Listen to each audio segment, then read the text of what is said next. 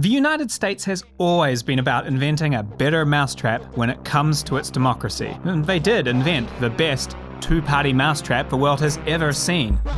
Just two guys and we're having a good time, having a good time, having a good time. Just two guys and we're having a good time, having a good time. On the surface, only two parties seems shocking in a modern democracy, but nuance is often missed by electoral reform advocates who see the headline, two parties, but misunderstand these aren't remotely like the political parties of Canada, the UK, or Germany. The early 1900s were early days for modern democracy, and many of the early adopters were realizing that two-party states had a problem. Political machines run by elites which caused corruption and stagnation. It was better than a king's court, but it wasn't as far off as many fans of democracy wanted. Reformers got underway, and the majority of new democracies coming online at the time had systems designed to break establishment hold and create multi-party states, keeping the large establishment parties on their toes because they're only one scandal away from voters jumping ship to another party. As one of the first countries to have to solve this problem, America went and built a better mousetrap. But it ended up following an unusual design. Instead of going down the multi-party path to create a marketplace of ideas, the nation instead created marketplaces inside the two major parties. They created and expanded the primary system. This is the system that lets the public vote for who the parties run in the general election. And it worked well. It solved many problems inherent with a two-party state. Letting the general public into the parties allowed them to evolve and offer candidates that weren't just hand-picked by the elite. You don't need to look for a third party. Your weirdo views can be peddled inside one of these existing institutional parties. And if you make the sale, you could see your idea in the Oval Office. It's our time! This makes America unusual in the world. It's really the only large Western democracy that has mass public participation in party leadership races. But the mousetrap worked. For about a century. You'll notice, this also ended up being the system that allowed the MAGA movement to take over the Republican Party, while somehow, on the other hand, no longer achieving its initial goal with the Democrats, who regularly produce a party machine candidate in response. With two distinctly different, flawed candidates, it's clear this system is overdue for an update. The 2020's anti-tribalism patch with optional third-party expansion pack. The problem, to no one's surprise, is the parties. They have worked for the last century to attach themselves to the identities of American voters. In most countries, only nerds are members of political parties. To give you an idea, only 2% of Canadians are members of a Conservative Party, while almost 30% of Americans are members of a Republican Party. Overall, the system ropes in around a quarter of Americans to vote in party primaries. You're a part of the family, helping us choose our party's candidate. A third-generation political lizard, then helping our candidate sliver into the Senate at the general election, where he will nest for as long as modern medicine will allow before being removed like a half-melted popsicle in a coffin. We wanted this. You wanted this. Congratulations on being part of deciding that this should happen. All right, I'm sorry, you all. We're going to need a minute. These McParties don't really stand for anything. Several of their positions have completely inverted over the years. They're a logo and a color chasing around 1% of the swing voters they need to win the next game. The political system deploys the same playbook as a sports franchise. Whatever the party system produces, even if it's not your first choice, you gotta support the team. And it's personal, and I was actually it was hurtful. Joe, I'm so proud to stand with you. What is he afraid of? Is it that he knows I know too much about his record? Donald Trump has my strong endorsement, period. But a more concerning pattern has also emerged, voting out of fear of the opposition and the candidate those guys chose. Candidates famously say what they need to be the nominee in the primaries, and then they move towards the center to win nationally. So when a general election arrives, tons of ammunition for negative campaigning is strewn all about. How did JFK get my spaghetti video? All this recently broadcast stuff on the public record directed straight at their party base, the pros and the antis of the eternal American political haymakers. If you weren't excited to vote for a candidate, fear what will happen if you don't. A century of this carefully choreographed switcheroo really pissed off the party bases, just being tricked again and again and again by these chameleon candidates that present themselves as being your guy and then actually end up governing using the elite's playbook. What was the point of the primaries? Enter truly Trump. Primaries Trump was elections Trump, was President Trump. Megamart opened up shop in the Republican Party and managed to make a sale. Then, dissatisfied voters from both parties found great satisfaction in sticking this spanner in the system with this authentically awful guy.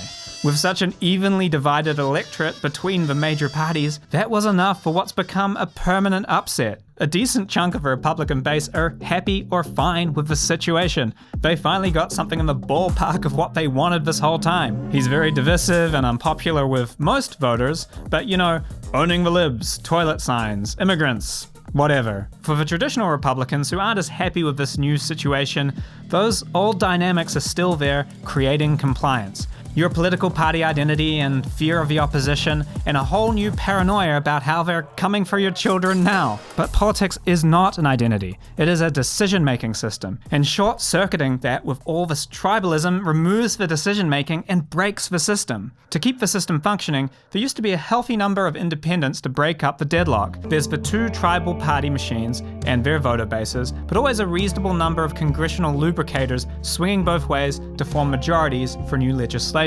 The problem is that over the last few decades, those swingers got slaughtered. The first was the lockout of the true third-party independent candidates.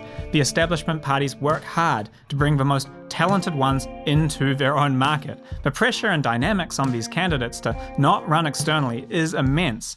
If you run as an actual independent and have any success, everyone hates you because you're splitting the vote. Who invited Steve? That dude's a cunt. So many don't even try. What is split vote? Imagine you're, say, a low-tax, states' rights, gun-loving voter.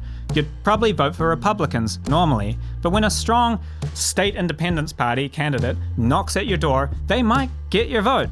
That means the Republicans wouldn't.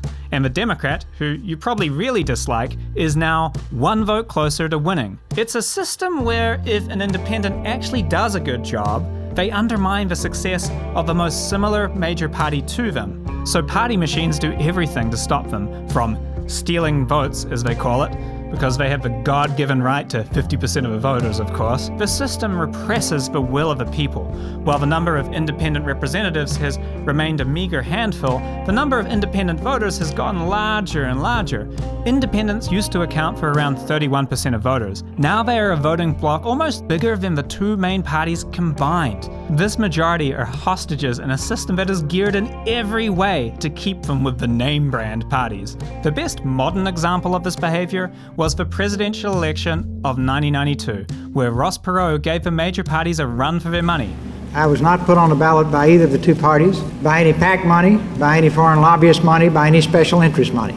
During the 92 debates, people found him refreshing and liked him, so the duopoly subsequently colluded to exclude third parties from future debates, leaving Ross Perot looking more like Los Perot, as he was left out of the 1996 debate and out of contention. It's a two-party system. You'll have to vote for one of us. Well, I believe I'll vote for a third party. Go ahead. Throw your vote away. When polled, the majority of Americans want other options. The truth is that Americans are better than their politics. But this political system and constant bipartisan political repression means they're only represented by 4 independent candidates in the whole 535-member Congress. So the system has instead relied on people inside the parties, willing to cross the aisle and go against the party line from time to time. You can already tell something has changed because in this era, just saying that sounds kind of weird. So to pluck a random example, the Landmark Voting Rights Act passed the Senate with 47 Democrats and 30 Republicans. Often in the past, laws were hammered out in committees and went through without even needing a vote, like the Civil Liberties Act of 1987, which paid reparations to Japanese people interned in World War II. No roll call votes required. The Tax Reform Act of the same year, which cut and simplified taxes. This major Reagan-era policy plank was introduced by Democrats, and again, didn't even need to vote when it got to Congress. Regardless of what you think of these pieces of legislation, Congress as a place to iron out legislation is unimaginable. Congress is a place to fight, to grandstand, to beat your red chest blue. Anything you join with the other side for, that's going to get scrutinized. You're a traitor. How could you hand them a win on fixing bridges before they kill people? Not a single piece of major legislation has passed through Congress without a vote recently. Not crossing the aisle is where broken politics actually breaks the country. Remember, this is a decision-making system, and it has become fucking terrible at making decisions. It was bad enough at the turn of the century, but over the last few years, it has been long years of long knives. These parties have been purging all of their moderates and demanding loyalty. Anyone like Liz Cheney, who didn't toe the line after January 6th. There will come a day when Donald Trump is gone, but your dishonor will remain. Or Paul Mitchell, who said, "Oh my God, please, for the sake of our nation, please drop these arguments without evidence or factual basis." Either leave the party like Paul Mitchell, or usually get cold by the party primary voter base like Liz Cheney. Recently, the Democrats have been getting in on the action. Joe Biden's horrifying debate performance revealed that party insiders had been lying to cover up his cognitive decline. Members of the media, with integrity, as they've done this whole time, stated the obvious, and so party insiders leapt into action to attack the media.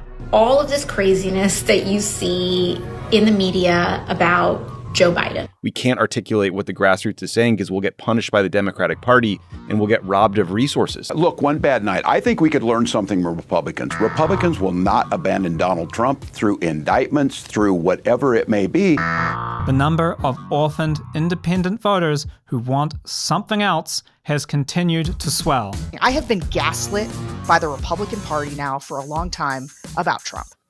I am not going to let people gaslight me into saying that what I just saw last night isn't what I saw. So that's your modern American nightmare. Two party machines that have divided and conquered the whole country, creating binary tribalism so strong that hardly anyone in Congress, or the general public for that matter, is actually able to vote for anything even associated with the other side. Now, some lunatics love this situation, want a war. It gives their wretched lives meaning. But if you're like me and you think the path America is on is dangerous and making people miserable, the solution isn't to let the lunatics run the asylum. It's to shut down the asylum for good. The US needs to get the decision-making system restarted by empowering people who are willing to cross the aisle. It doesn't have to be everyone, it just has to be some. It has to be possible for some people from both parties to be moderates and not lose their seat as a result. So let's have a look at how they restored the missing political middle in one state. Alaska is a red state, but one with a strong independence party that historically splits the vote. Oh, that's why I used that example. Alaska's Independence Party has managed to regularly get a significant percentage of votes. Sadly, there is no Join Canada Party, but we're right here for the rebound, Alaska. In the 2008 election, the Democrats got the Senate seat by a narrow 1.2% margin, an election where the Alaskan Independence Party got 4.2% of the vote. Those Independence Party voters lean more Republican than Democrat. They split the vote. Voting for what they wanted most meant the overall winner didn't actually have the support of the majority of Alaskans. Luckily, the American system has long had a solution to this problem: runoffs. If you remember, last election in Georgia there was a second runoff election. This is because neither of the candidates had exceeded 50%, which Georgia requires by law. Because in that evenly divided election, the Libertarian candidate had stolen around 2% of the vote, and neither party had managed to make it over 50%. Just like Alaska. A runoff effectively says, okay, let's trim off those distant third, fourth, fifths, and narrow it down to the top two. Now which do you want? Choose one of these. What ranked choice voting does is save us the hassle of a second election by having people rank the candidates when they go to vote the first time. That way, if the first choice doesn't make the cut and no candidate clears 50%, we don't need to ask them to come down a month later and tell us their second choice. They already told us their second choice. We already know. It saves the government millions of dollars running a second election, another endless stream of campaign ads, and then making millions of citizens take time off work again to trudge down to the polls, making the nation spend a month waiting on one state to know who won the election. This is why ranked choice is also called instant runoff voting, or alternative vote in some places. It lets you do the runoff on election night. Easy, do it. Who cares, right? I know! But you know how you can tell this matters? The craptastic duopoly, they care a lot. The impact ranked choice voting has is extremely significant. Something about the instant ranking existing seems to liberate people in the voting booth more than doing an old-fashioned runoff. It's like a waiter asking each person at a table if they want a glass of water versus those restaurants that just give everyone a glass of water when you sit down. If it's actually just automatically there on the table, most people, they'll take a sip. Turns out, ready, set, go. I am a bit thirsty for another political party. This massively ups the number of people voting for what they actually want to vote for without being blamed for stick-flicking the mainstream candidate. If no one makes it over 50%, your second choice can swing in to help your closest mainstream candidate cross the line in round 2. If they can't win with your votes in round 2, that is not your fault. That probably wasn't a great candidate. So in Alaska, a ballot proposition for this system was tried way back in 2002, and again on the 2020 ballot, where this time, it passed. Joy! In their system, all Alaskans get a ballot with the candidates for all the party primaries at once. You vote, then the top 4 get chosen and go on to the general election. Then on election day, a single winner is chosen via ranked choice voting. In 2022, Alaska had their first election with the system. They were voting on a senator, the governor, and a member of the federal House of Representatives. Going through the open primaries and into the general election, it became obvious there were 3 main candidates emerging for the House of Representatives. A moderate establishment Republican, a pro-oil and guns Democrat, and Sarah Palin. We need to drill, baby, drill. Palin was already a divisive character from back in the 2008 days. This time she was also endorsed by Trump and, geez, she's maggering pretty hard up there. You ready for a commander-in-chief who will let our warriors do their job and go kick ISIS ass? A, you better be here legally or you're out of here. B, when you're here, let's speak American. Like a lot of those MAGA candidates, they're not super popular with many in the establishment Republican voter base, so the election became who will the people voting for the establishment Republican put down as their second choice? Would old school Republicans pitch their nose and put down Palin as their number 2?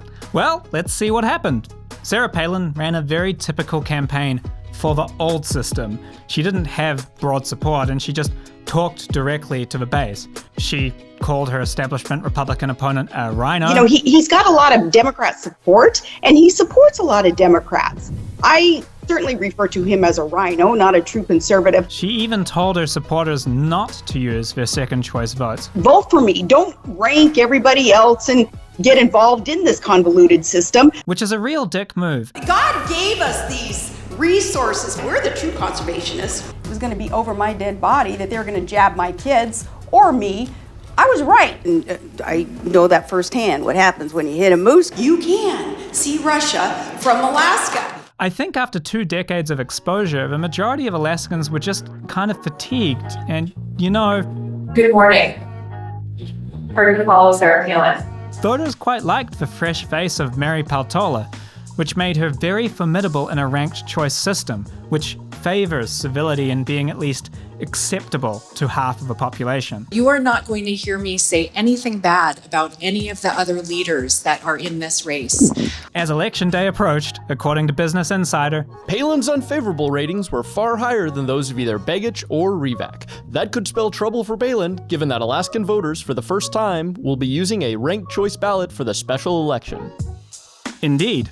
On election day, the state easily elected a Republican governor and Republican senator. Despite making it to the top 4, the Democrats in those races were knocked out early. It wasn't even close, totally creamed. On exit polls, the number of people who preferred the ranked choice open primaries was at 62%, while 85% said the ballot was simple. Oh, what do you know? Turns out most Americans can count to 4. But when the House results came in, Sarah Palin, in the first round of voting, was already in second place. Because of how she campaigned, dumping on Nick Begich, when he was eliminated, 7,477 of the people who voted for him put Mary Peltola in second, and that was enough to hand Mary the win.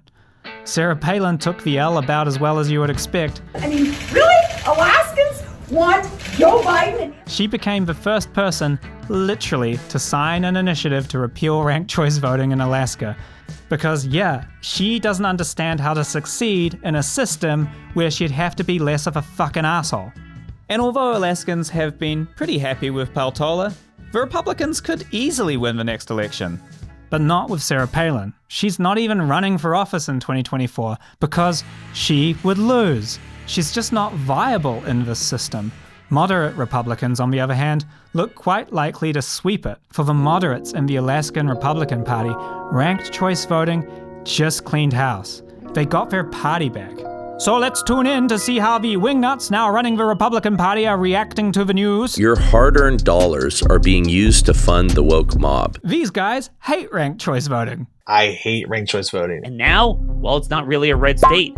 That's exactly what happens when you have ranked choice voting. You hate radicalism, on both sides of the party. The progressive Democrats hate the system for this exact reason. It ends up getting moderates elected. The outliers on both sides are the mold, thriving on this rotten system.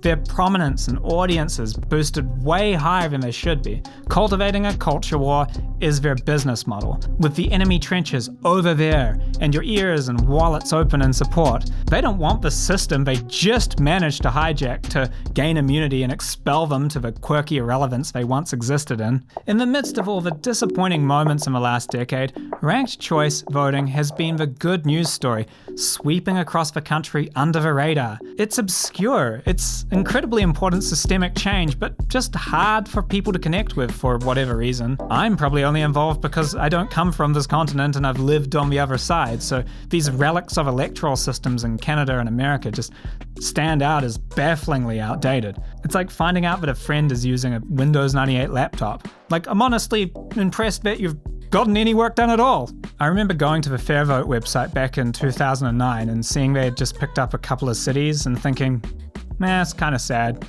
Guess Americans are gonna stay stuck with a two-party state forever. But reforms started spreading really quickly, from small cities to big ones like Oakland and New York, and states like Maine in 2016 and Alaska in 2020. For this Canadian, it reminds you of a lesson the world has learned time and time again. Never underestimate America. Off in the corner, there's always a group of formidable people you've never ever heard of, ready to explode onto the scene with an ingenious new mousetrap. That's most true when you look at the even more significant wave of change coming up behind ranked choice voting. By having multi-member boroughs, cities have started to create proportionality for their elections. This proportional version of ranked choice is called single transferable vote and has been used in both Ireland and Australia for decades. Proportionality is important because it'll make multiple parties possible, not just a crossbench of occasional independents. Multiple parties are the global norm for a reason. Allowing extreme elements to open up shop inside the walls of the major parties has led to a very bad place. America is such a diverse country, and trying to fit its entire population under just two political brands has run its course. Let America be what America is. The Trump people belong in an America First party, getting 20% of a vote and having to formally negotiate a coalition with the traditional Republicans as the somewhat aligned outside force that they actually are. Not murdering the Republican Party and wearing its skin as a mask to get a de facto 50-ish% of a vote. The same for the Democrats. The party is a ticking time bomb. It is just too corporate for the progressives, who get the same primary switcheroo pulled on them over and over again, like universal healthcare and foreign policy. Their voter base sent the signal loud and clear. They really wanted change with Obama. And man, candidate Obama versus President Obama was such a huge disappointment. So they too might one day seize control of a party. The recent debacle where they had to plead with Grandpa from a back seat to pull over and surrender his license before he drove him straight into a lake makes it only more likely. But wouldn't it be better if they could just leave and set up a progressive party that formally has those goals and steadily negotiates the deals needed to achieve them? Proportionality takes the child locks off the car, so skilled politicians can get out and find their own way. Portland, Maine upgraded from ranked choice to proportional ranked choice in 2022. Paul in Oregon jumped straight into proportional ranked choice. It's been a huge decade for reform, and 2024 is no different, with another round of ballot measures implemented in a number of states. Every single state that passes this reform is immunizing itself from divisive politics. It's still possible to catch crazy, but on average it will be sending more moderate politicians and more independents. Even a few members of Congress that can cross the aisle without being removed from office will release the political deadlock. But chewing away at the other end of a hot dog of hope are the two-party pigs, keeping competition out of the pen. Ranked choice voting has been rapidly prohibited in 10 states since 2022, locking in the status quo. In any state with single-party dominance, the party machine works fast to stomp out ranked choice voting. In safely democratic DC, the opposition to the ballot measure, who have filed multiple lawsuits to keep it off the ballot, are Democrats. In Alaska, both the former Democratic senator and former Republican governor teamed up to campaign against the ballot initiative. As a reformer, you see these inspiring volunteers and organizations desperately trying to put out the fire, threatening the very existence of their country, only to look up and see the dead-eyed establishment parties pouring gasoline all over it. The country comes in a distant second to the party. The political duopoly doesn't want to give up 1 percentage point on their 99% share of the vote, donations, and power. Forget presidential debates. It is the voting system which keeps them in control. It's an interceptor placed right on the ballot box to shred your vote so badly that you're a fucking idiot for even trying, even though the person walking in right after you with a different political perspective is so often just as reluctantly checking their boxes. If you were presented a system that let you vote for what you wanted, you'd both do it. But this prisoner's dilemma maintained by the parties locks the independents behind bars. So in 2024, while everyone is going to be focused on Trump round 3, electoral reform is having its biggest election ever. There are ballot initiatives in Oregon, Idaho, DC, Colorado, and Nevada. On Team Bastard, Palin and pals got their appeal on the ballot in Alaska. The backers, Alaskans for Honest Elections, have already breached campaign finance laws, including a $90,000 donation from a Ranked Choice Education Association incorporated as an out-of-state church. Missouri has an annoying ballot proposition that bundles requiring citizenship to vote and banning ranked choice voting into one proposition. So you can't take one without the other, for obviously cynical reasons. Worse still, it's already illegal to vote if you're not a citizen. They just want to write it into the state constitution, an effectively symbolic measure. I assume next election they'll have a new ballot measure to declare Grandma's cookies the best, and also ban solar panels. It is a huge year for these reforms, easily the biggest. A happy silver lining in yet another tumultuous election. If you live in these states and aren't happy with what the parties are serving up, it's now or never. The people involved are inspiring, independent, optimistic people who really do put their country first. Being around them is infectious. You get excited, and more often than not, they are against all odds succeeding. How many more most important elections in history can we be expected to live through? Enough. If your team wins in November, the election is only temporary. I don't even live in America, and I find the elections just so stressful and painful. It's like watching the neighbor's house burn down. I love America, and Canadians are the sorts of neighbors who want to help out. And besides that, the fire always spreads over here, and our own system in classic Canadian fashion is only mildly less shit, so we're gonna lose the siding at least. The system needs to change, and that change needs you. America's been through really difficult times with its democracy. I mentioned the progressive era up top because the ballot initiatives and the open primaries that are being leveraged by reformers now actually came from it. That era also saw a huge effort made by reformers to break up monopolies, get people the right to vote, set up oversight, and deal with those corrupt party machines. Back then, when just a couple of states had implemented party primaries, they were known as the Oregon system. And you better believe it, the establishment fought back. In this cartoon, you can see the counting is too hard crowd are always there to fight reforms. Back then, they were saying primaries were too hard for dumb Oregon voters, but the establishment lost. The heroic reformers a century ago worked their asses off to clean house and created the formidable government of a people that gave us the American century. America, with its land, resources, and population, was always going to be powerful, but it was those reformers who made America that shining city on the hill, who made America great. Looking at the people dedicating their every waking minute to electoral reform, I see a torch being passed. Yeah, the dark times have returned, but as always in America, so have the reformers.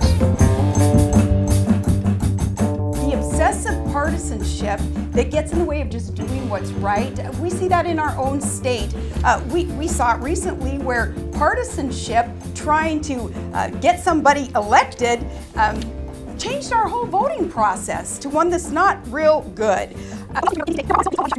So if a bill came over that represented anything that he's representing, no, absolutely not would I work on it. Fucking pencils.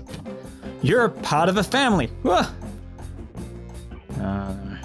You're part of the family, helping. Fucking hell, these pencils. If I keep punching the pencils, there's going to be so many continuity errors. Freeing you from the toxic news and politically correct views, which constipate your consciousness with stinking thinking. He's here to help you learn to fight for America. Culture, race, and American politics. They all have one thing in common. They all need to cut the crap. Ranked choice voting can go all the way down to the minerals and stuff in your land, or even to chicken feed and everything else.